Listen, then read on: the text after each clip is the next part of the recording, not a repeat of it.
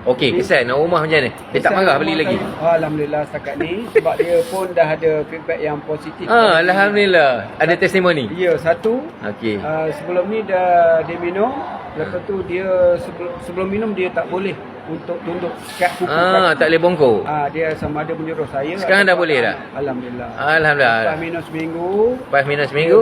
Dah boleh potong kuku sendiri. Potong kuku sendiri. Alhamdulillah. Pagi tadi ya? dalam kereta bersama anak-anak. Dia cerita dia spray. Spray kat muka, kat badan. Muka, dia tinggal lembab-lembab sikit, dia sapu bedak jadi sekatu. Sebelum ni dah buat dengan air lain. Pahit. Tak jadi. Tak jadi. Jadi kalau dia guna air pahit tu ataupun air yang satu lagi tu mesin tu, dia sembuh-sembuh. Dah dia sapu-sapu dah itu apa? Bedak tu tak sekatu. Okey. Testimoni Terbaik. yang terbaru. Jadi saranan macam mana saranan yang belum guna? Yang di luar sana, pasanglah di rumah satu biji. Silap jangan terus silap. Silap jangan terus silap. Okey, terima kasih cikgu. Perkongsian yang baik. Terima kasih cikgu. Terus guna 6 gelas satu hari. Okey, terima kasih cikgu. Assalamualaikum.